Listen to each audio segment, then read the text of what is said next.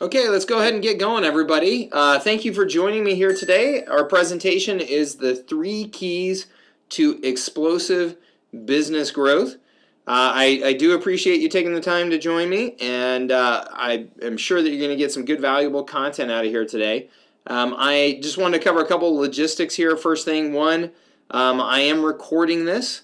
So I will get the recording out to you afterwards, so you'll have an opportunity to review the material.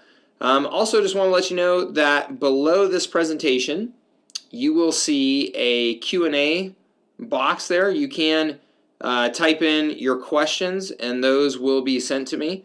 At the end of the presentation, I am going to handle a few questions, and anything that I don't get to or I don't know the answer to, be sure that I will reach out to you, or somebody from my team will reach out to you shortly after this presentation to make sure that we get your questions answered.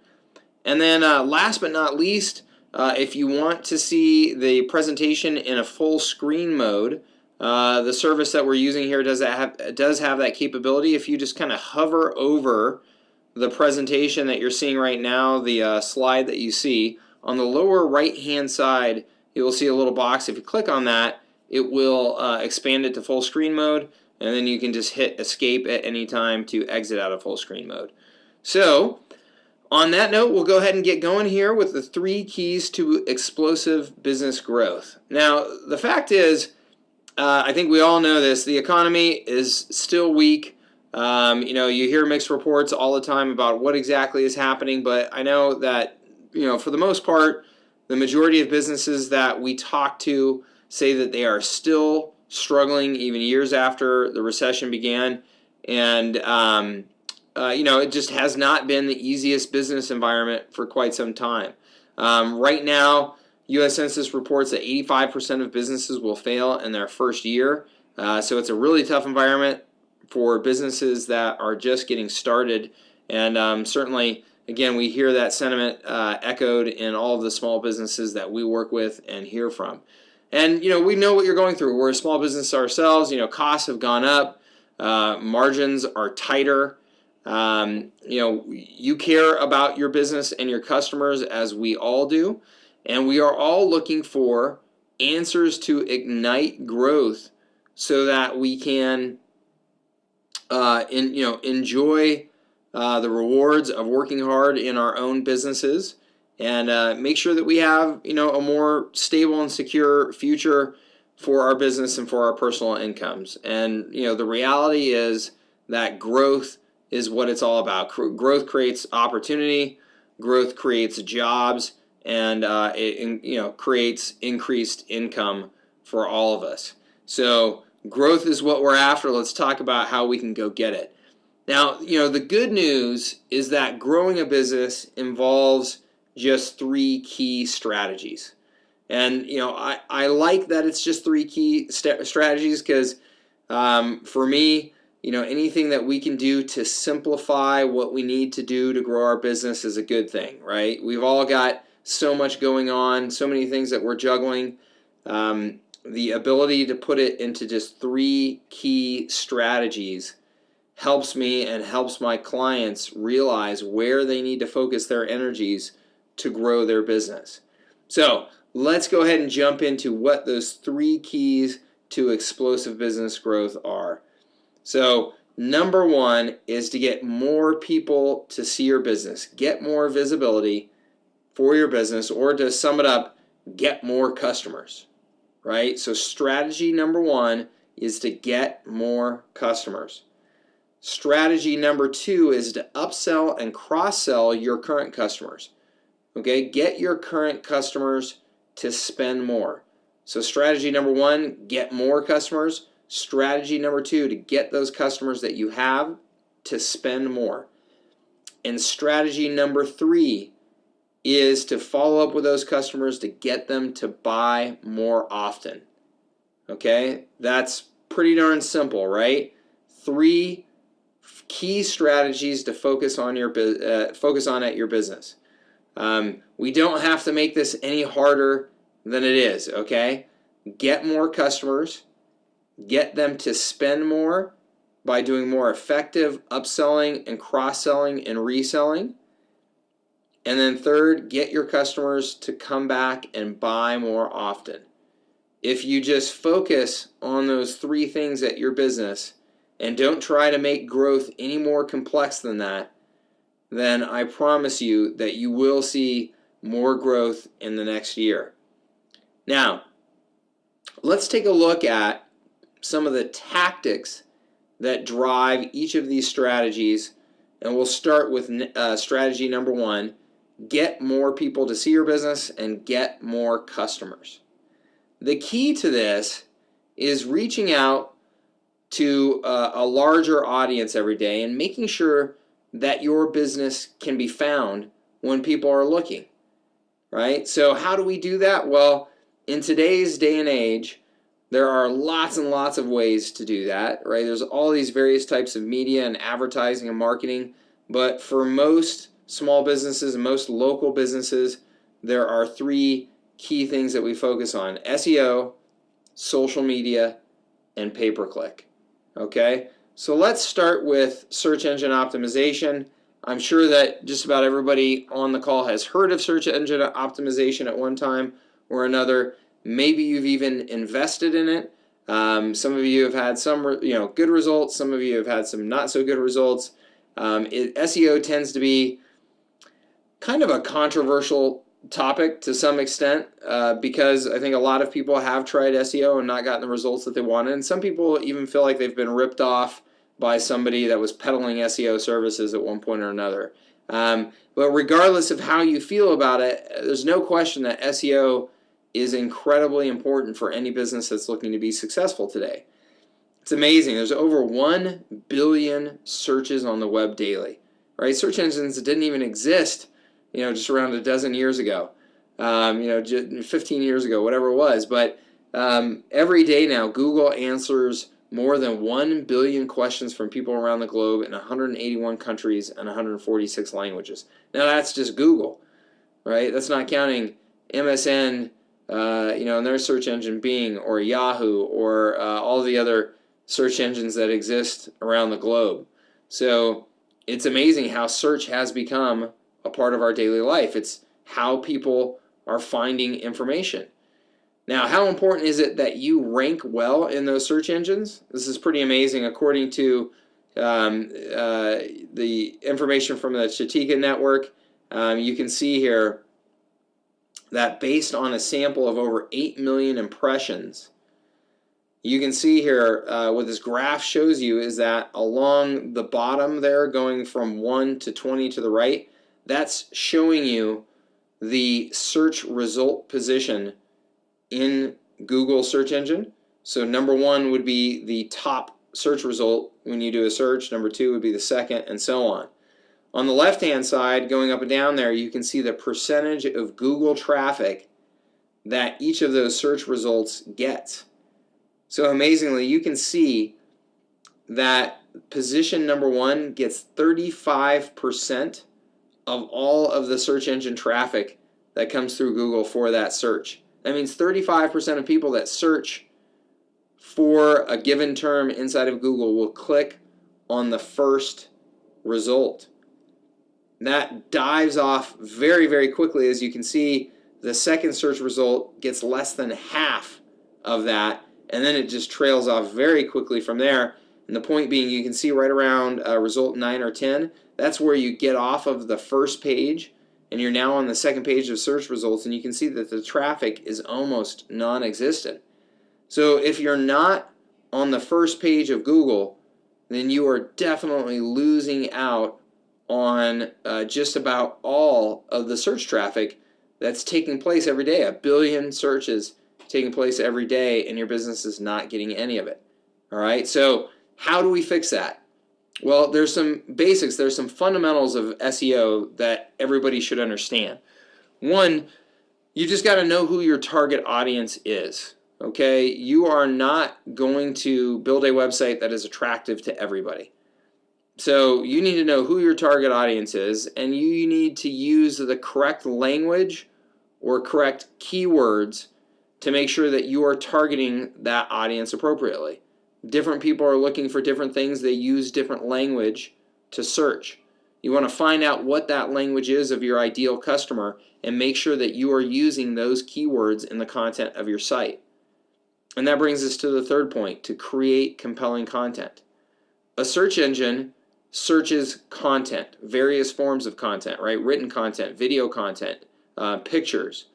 That's all content. You need to create the most compelling content that you can and get it out there on the web so that the search engines, particularly Google, have something defined, and make sure that it's loaded up with the right keywords so that Google knows when to deliver your content to the appropriate searchers. Okay, this really is the fundamentals of SEO. We try and make it much more complicated than this, and certainly there is more to it than this, but these really are the fundamentals that you need to concentrate on. Now, excuse me, one of the things that I absolutely recommend to all businesses when it comes to SEO is that you use video.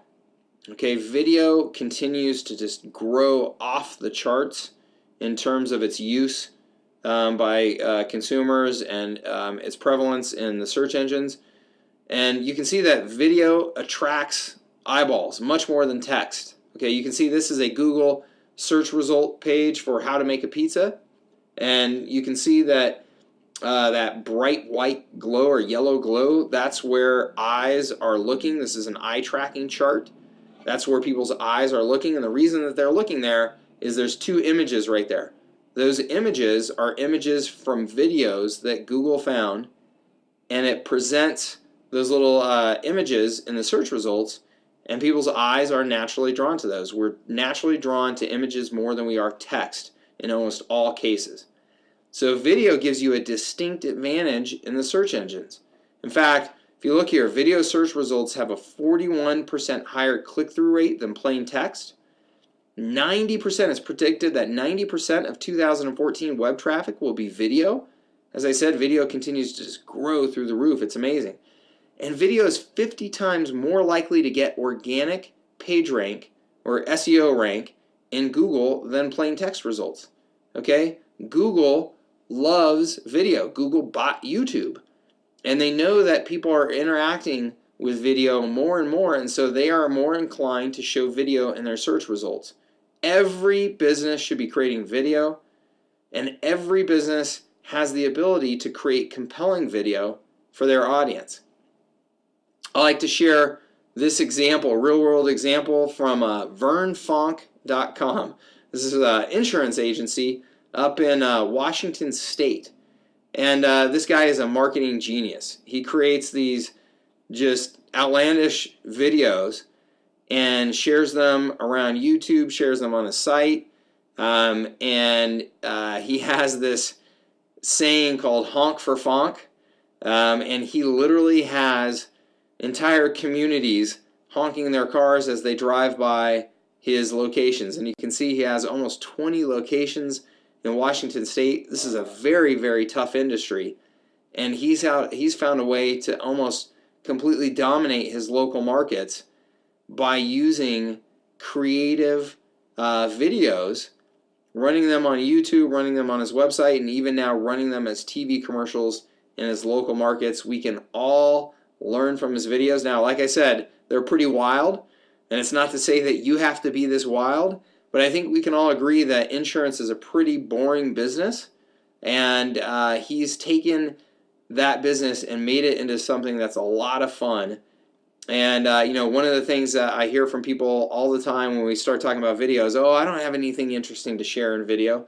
Well, look, if Vern Fonk can do it with insurance products, you can do it with your products as well. So go check out vernfonk.com after this presentation, and you can see what he's doing there in his marketplace is absolutely brilliant. You can see this video here has almost 100,000 views.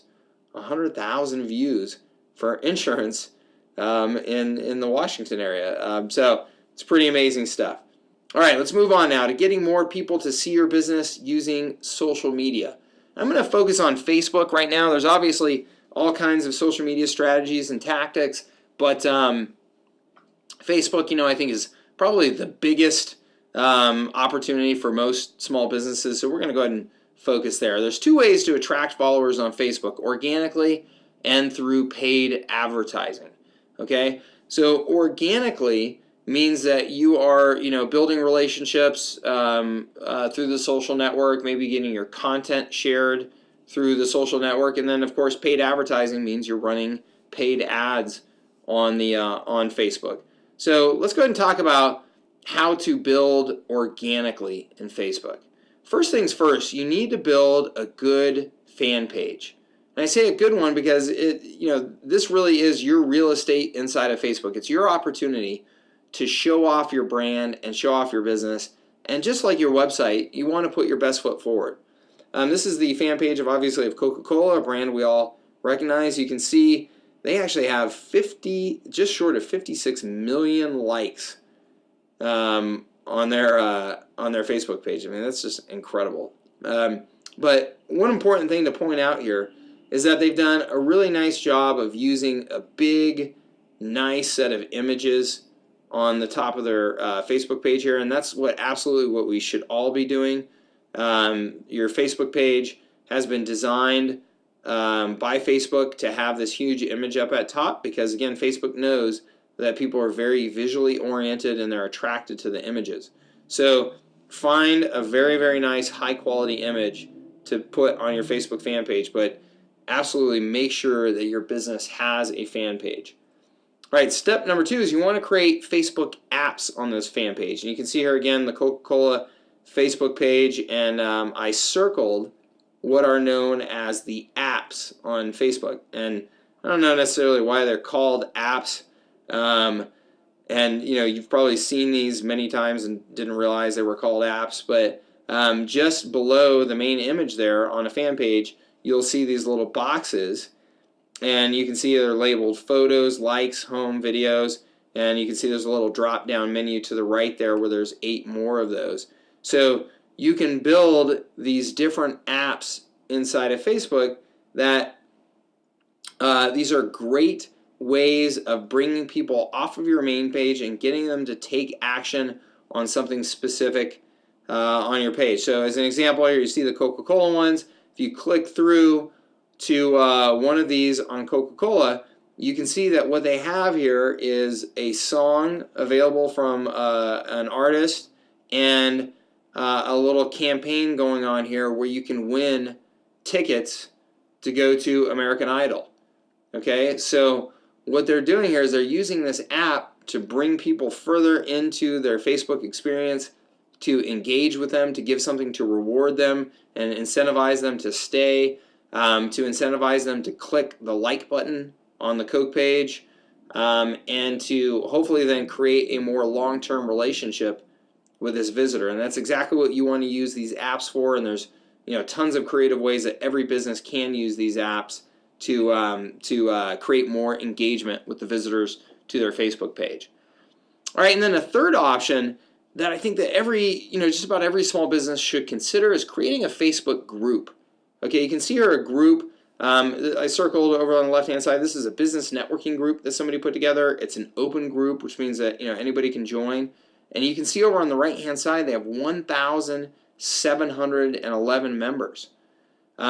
This is a great way. Creating a group like this is a great way to establish some kind of leadership and authority in a given market, and create a community around you where you have the opportunity to interact with that community. So this can be used in a variety of ways, right? People are creating Facebook groups for all kinds of things. Like I said, this is a business networking group, but groups will form around all kinds of interests, all kinds of hobbies, things like that. So there's just so many creative ways that you can use these Facebook groups, and I encourage you to look around in Facebook and see the way that other businesses or other people are using these groups to market online. It can be a really, really valuable way for you to, again, establish some leadership and authority and grow your business. So the key to organic social media is really to make sure that you add value, okay? just like your social interactions in the offline world, the people out there are attracted to you if you are offering value to them. If you're contributing something to their life, then they are attracted to you. Same goes for social media. Okay, you don't want it to be a situation where people feel like they're being bombarded by your marketing. Instead, they want to feel like you are adding value to them, and that will keep them attracted to you. So offer value for the people that like your page. Give them some sort of incentive, some sort of reward for doing so. Create offers specifically for your fans. So if they're fans of your page, maybe give them a 10% discount or a 2-for-1 deal or something like that, that those that are not your fans don't get. Okay? And use Facebook groups to build that brand loyalty. Okay? And then you can use those groups to send people to your fan page, because lots of people will end up in that group without actually having made it to your page, because those groups can be found within Facebook, even if they don't know who you are and who your brand is. So you can take people from that group and move them to your page and make them fans of your brand and your page. Okay, but the key is, again, with organic social media, it's to add value. All right, so next let's talk about getting more people to see your business using pay-per-click advertising. Now I mentioned that you can do pay-per-click inside of Facebook, and of course Google AdWords, Yahoo Marketing Solution, the Microsoft Advertising Ad Center. Really, there are hundreds, if not thousands, of pay-per-click advertising options out there now available to you, but these are, of course, the biggies. So what is pay-per-click advertising? Why is it so compelling? Well, pay-per-click advertising was when ads appear near relevant search results in the search engines, or when they're presented to targeted demographics in something like Facebook, right? So in Facebook, people aren't necessarily searching, so you are presenting ads to people based on who they are, where they live, what their interests are, things like that. You only pay when somebody clicks, so that's a nice thing. You can put ads out there and have them be visible and have your brand be visible, but not have to pay unless somebody clicks on it. Now, of course, the objective is ultimately to get somebody to click on it and take action on whatever your offer is. Pretty cool Google Economic Impact Report statistic here. The businesses make an average of $2 in revenue for every dollar they spend in pay-per-click. So it really is a great revenue generator. Now, there are some tricks, some secrets, some strategies to pay-per-click advertising, of course. So just some key things to be aware of. Ads are much more likely to perform better when you target them to smaller specific groups of people, right? Because then you can make sure that your ad is really, really speaking to the specific needs or wants or interests of a particular audience, instead of just being kind of a broad general message to everybody. Display ads, which are the banner ads or image ads that you see out there, you want to display those ads to the people who are most likely to be interested in your product or service, right? So, and that goes for text ads or display ads, but you want to just make sure that you are using all of your targeting options to make sure that those go to the people who have the best chance of being interested in your products or services, and seem like the people who are your ideal customer. And then when you're doing that specific targeting, then you want to customize your message in your ad and customize the images that you're using and things like that to make sure that it's most appealing to that very specific audience that you're trying to reach. Now the cool thing is with pay-per-click advertising, you can get very precise targeting. The targeting is different in the various advertising platforms. I mean, Facebook has absolutely amazing targeting, whereas Google would be a little less so, but still very robust. But you can target on locations, age, birthday, education, connections, demographics, psychographics, right? Their interests, their relationship status. It really is amazing how precise you can get. And that precision equals efficiency, and that's why pay-per-click advertising is a really cost-efficient and valuable form of advertising for just about any business, because you can control how much you spend by making sure that you are only advertising to the very specific group that you're trying to reach, as opposed to more mass media advertising in print or on television or radio, where you really are blasting to the mass market. With pay-per-click, you can really focus on that specific audience, which means that dollar for dollar, you have a very, very relevant message and you're being very efficient with each dollar spent. So absolutely every business should consider pay-per-click advertising. All right, so that's how to reach more customers and get more customers. All right, we covered SEO, social media, and pay-per-click there. Now, let's talk about strategy number 2. That now that you have customers, the key is to maximize that lifetime value of their customers. You want to get them to spend more money with you over time and during that initial transaction with you, so that you can recover as much of those marketing costs as possible and make that customer as profitable as possible. So let's talk about that. The most famous upsell or cross-sell out there is, do you want fries with that order, or would you like to supersize that order, right? McDonald's made that very famous, 25 years ago or so now when they first rolled that out.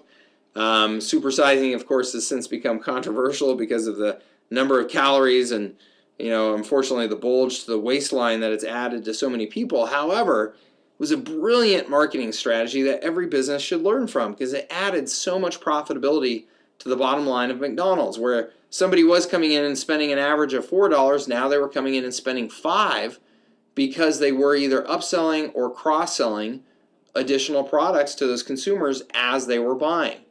So that should be the objective of every business, right? You want to look for products that you can either bundle and offer at a perceived discount, even though the person is actually spending more with you, or offer greater versions of their existing purchase, right? That's the supersize, right? Well, you got the fries, would you like the supersized fries?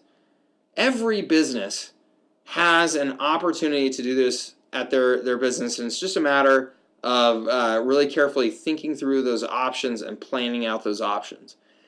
And that's the idea. You want to make this a system. You don't want to make it something that just happens every once in a while by chance, that a customer decides to, purchase another product or another service. You want to make it a system where you are systematically offering the right products and services at the right time to try to get people to spend more. And you want to design that sales funnel, or that product funnel, that automatically, ideally, moves somebody from one purchase to the next, okay? And you want to first do this right at that initial point of purchase, right when somebody comes in. Again, thinking about McDonald's, I've come in, I've purchased my cheeseburger. Right there on the spot, they are going to offer me to get something else with that cheeseburger. Would I like fries? Would I like a drink? Would I like a dessert? Okay? They're doing it right at that initial point of purchase because they know that that is when I am most likely to continue adding to my initial purchase. Now, this happens in all kinds of businesses. It's not just fast food, right? Look around you and you'll see it everywhere. You can see a good example here. This is on the Office Depot website. And if somebody goes to purchase a printer here, you see down below, circled in yellow, that I can get an additional warranty for my printer. You can see on the right-hand side in yellow again that they will also present to me other products that other people purchased that are more expensive than the one I'm currently looking at, right? So I'm looking at a $149 product, and over on the right they're presenting me a $229 product to maybe catch my eye and move me to that. And then up above you can see circled in yellow ink and toner and paper, right? These are other things that they're going to present to me because, of course, if I'm getting a printer, I need ink and toner and paper. So Office Depot is doing a very nice job here of making sure that they are presenting me with all of the options that I may want associated with this initial purchase to increase the value of the transaction that's going to happen right here and right now. And again, every business has this opportunity. So look for logical ways at your business to either increase or extend the benefit of the original purchase. That's why I like to think about it. What can I do to increase the benefits of this original purchase, right? That's the supersize. Or extend the benefit of the original purchase, which may be, depending on what kind of business you're in, it could be that you're offering some sort of service, over time, that it's a recurring purchase.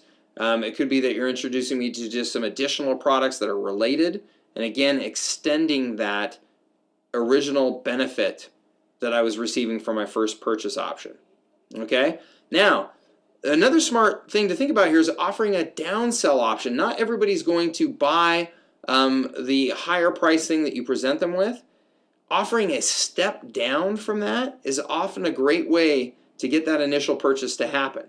Okay, so you'll see this in all kinds of businesses. Again, I go to make a purchase for $10, and somebody presents to me an option to get the premium version for $25. I say no, and they say, well, no problem. Well, we also have this $15 version that doesn't have all the bells and whistles of the $25 version, but it's better than the $10 version you were originally after. That's a downsell. I said no to the original upsell. Now they're presenting me with a downsell option. And again, many people will take that option. So look for these options and strategically plan them. Another fantastic thing to strategize is at your business, how can you create recurring revenue products and services? Okay, and again, just about every business has the ability to do this. I've seen pizza shops that sell memberships to their pizza shops to get a pizza delivered on a regular basis. So you get a discount for signing up as a member, and you get a pizza delivered to you every month at a minimum. But then if you order more pizzas from them, you also get a discount. So they've created a recurring revenue option at their business. Just about every business can do this type of thing. All right? And then most important here, and something that most businesses just completely fail at nowadays, which is just tragic, is follow up with your customers after they leave. Okay, follow up with them. Just because they've just bought the one product or service from you today doesn't mean they're done buying from you. Okay, follow up with them and present them more options to buy from you. Don't let them forget about you and wander off to one of your competitors. All right? Which brings me to strategy number 3. Follow up with your customers and get them to buy more often. Okay, I use that pizza shop example, right? Maybe a normal customer only buys once every 2 months, right? By having that membership option and by doing good follow-up, now they're getting somebody to buy pizza from them as often as once a month or maybe even more.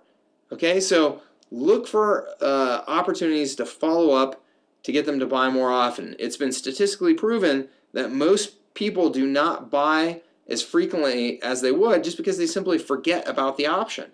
Okay, and because they've forgotten about your business, they go off and they wander away and buy from somebody else. You want to remind those people that you're there and give them the opportunity to buy from you more often. All right, so following up with your customers is key. The majority of customer value comes after that initial purchase in almost all businesses. So once they've made that first purchase, you want to continue to follow up with them to capture those purchases down the road. And I think there's just lots of very simple ways to do this that most businesses have forgotten about. Sending a good old thank you note in the mail, right? A handwritten note, it's amazing. Brooks Brothers Clothing still does this. Nordstrom still does this. I actually received a handwritten thank you note from somebody at American Express after activating my business card recently. That goes a long way. It's kind of old-fashioned and something that most people don't take the time to do anymore. And it can really go a long way in creating some rapport with your customers. Sending out birthday cards and holiday cards and gifts to your customers. Recognizing their anniversary of when they became a customer with you, right, is another great way to reach out to people. Doing customer appreciation offers, right? Different businesses will have like customer appreciation days, where they'll have some sort of event and invite their customers in for an appreciation day where they'll have free gifts and prizes and food and things like that just to celebrate and thank their customers. And then share with a friend referral offers, right? Sending a referral offer to somebody in the mail that says, hey, we hope you enjoyed your experience at our business recently. Here's a coupon to bring in a friend and enjoy another visit on us, right? A 2-for-1 special type of thing. All of these things are very simple strategies, but incredibly effective strategies or tactics that you can be using at your business, really no matter what industry you're in. Now, I'm going to talk about one very specific tactic that's powerful for a lot of businesses that we work with these days, and that is good old text messaging or SMS messaging. So these are the messages that you get on your phone, right? SMS works like gangbusters. Why is that? Well, people are glued to their phones, right? I mean, I don't know about you, but I can hardly go a minute without having my phone, accessible and making sure, that I'm available, for somebody to reach me. So people carry their phones with them everywhere, so you can reach them no matter where they're at, which is amazing. SMS is still a fresh, kind of untapped resource for marketing as well. Like, it's amazing. There are 320 billion emails sent on a daily basis now, and 72% of those are spam. Right? So people are just getting overloaded by email and other forms of marketing, including print. So SMS is still kind of fresh. You don't receive 100 text messages every day on your phone, unless you happen to be maybe a 15-year-old teenager listening to this presentation, because that's probably about what they do, is 100 a day. But most people, and certainly most business people, do not.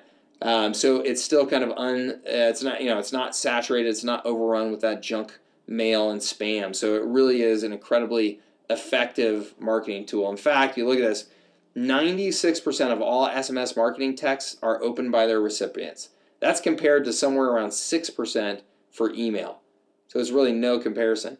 And 95 to 98% of text messages are read within 4 minutes of receipt.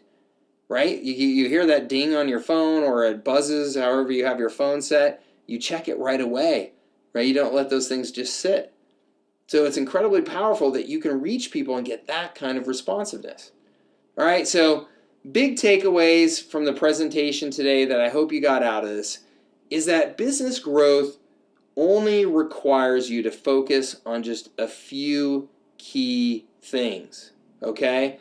It can be overwhelming to think of all of the different marketing strategies and all of the different marketing vehicles that are out there presented to us today to grow our business. And because of that overwhelm, what I find is that the majority of my clients, before they've worked with us, get paralyzed by that overwhelm. They don't know where to start. They feel like they're going to waste too much money. They feel like they don't know the strategies. They don't have the knowledge that they need to be successful. But when you boil everything down to just 3 simple strategies: get more customers, get each of them to spend more on average with you through effective upselling, cross-selling, and reselling, and then get them to buy more often by staying in touch and reminding them that you're here to serve them. If you focus on those 3 key strategies, you will consistently drive growth at your business. Okay? I hope that being able to focus just on those 3 things is clarifying for you, and that perhaps it makes it simpler for you to find the most important strategies and tactics to use at your business. All right, now I'm going to open it up to some questions. I have seen a few of them come in here, so let me go ahead and run through a few of these, and certainly if you have any more, go ahead and type them in. And again, if I don't get to them right now, we will get back to you here shortly and make sure that everybody gets their questions answered. All right, so let's see here. Jim says that the presentation focused a lot, pretty much exclusively, I guess, on online solutions. And are you saying that this is the only way that we should now market our businesses is online? No, Jim, I definitely don't think that that is the case. There are lots of different marketing vehicles that are effective. Direct mail is still very effective. Radio can be very effective. Print can be very effective. It really depends on the type of business that you have, the audience that you're trying to reach, and of course the budget that you have to work with, because print and radio and television can be much, much more expensive than the marketing online. So I deal exclusively with small businesses, and what I find is that the majority of my customers do have limited budgets, and based on those budgets, I can design very effective marketing solutions to reach their audience and achieve their goals. And I can do that online more effectively than I can with more traditional marketing methods. Now, that is not always the case. So I do not believe that you should just be looking exclusively online. But I do think that in the majority of cases for small businesses, if you are not taking advantage of everything that you should be online, then you're probably throwing money away by using it on more expensive, on other more expensive advertising and marketing methods. Okay. Let's see here. Kathy says, we are in a professional practice, a law firm, and so SMS doesn't make sense for us, but we do want to do a better job of following up with our clients and reminding them of the various services that we can provide as their legal counsel. What are other options that we can pursue? That's a great question, Kathy. Yeah, so not every marketing tactic or specific marketing technology will be effective for all types of businesses.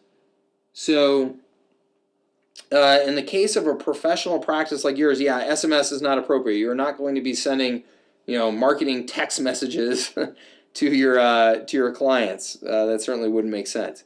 So for you, I would recommend an email newsletter, and if you can manage it in terms of cost and just the time invested to get it done, a print newsletter.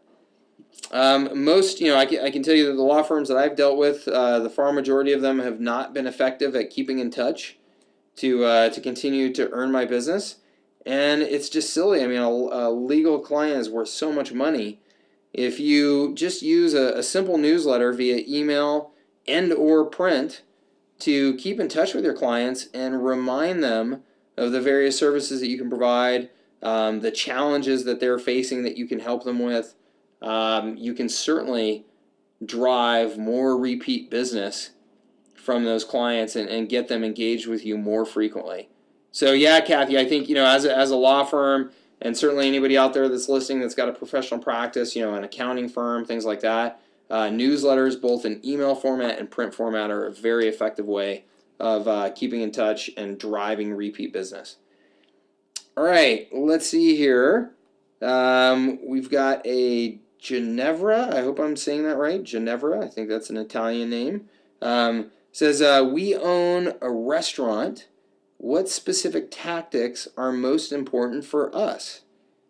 That's a great question. And actually I've got a fair amount of experience with restaurants, so I think I can answer this pretty well for you. So with restaurants, and actually with just about any retail type of business today, there are certain factors that are becoming very, very important in your marketing, and they've been very important, but they're becoming more important here going forward. So the first is reputation, right? It's never been easier for a consumer to look up online using their computer or their smartphone or whatever it is and find out what other consumers think about your restaurant, right? So I can go to Yelp, I can go to Google Local, I can go to any number of review sites, Zagat, there's a ton of them, and see how your food is rated, how the environment of your restaurant is rated, from hundreds or even thousands of past customers. So it's making it very easy for me to find out if I even want to bother going to your restaurant before I go, which that used to be difficult, back in the good old days, where you didn't have such easy access to that kind of information. So managing your reputation is incredibly important, and there are services that you can invest in that can help you, and specific tactics you can invest in that can help you manage that reputation effectively. So putting in good systems to make sure that you're capturing positive reviews from happy customers, and getting those reviews shared online is absolutely critical for your business going forward. Any restaurant that is not proactively doing that is just honestly just messing up. So the other thing is local optimization. What I mean by that is that in Google and other search engines now, there are more of the national results. So like, let's just say you're searching for the best winter coat, okay, just as an example. Well, Google is going to bring results about winter coats for you no matter where those winter coats are being sold or who they're being sold by, right? It doesn't matter. You just want the winter coat. It doesn't matter if it's being sold and shipped to you from China or from Washington State or from Denver, Colorado. Versus the local results, if I'm searching for a restaurant, I'm typically searching for a restaurant right by me right now. right? So Google and other search engines now incorporate local results differently than they do those national results. So you've really got to optimize your website to make sure that you're showing up to those local searchers, okay? And a big factor in that is mobile searches, okay? More and more searches are happening now on mobile phones. It's a huge growing trend that we all have these neat smartphones and Kindles and iPads and things like that. So we're doing searches for things not while we're sitting at our PC at work, but while we're out walking around or while we're driving in our cars. So when I'm searching on a mobile phone, I need a mobile optimized website to show up on my phone or it looks like a mess.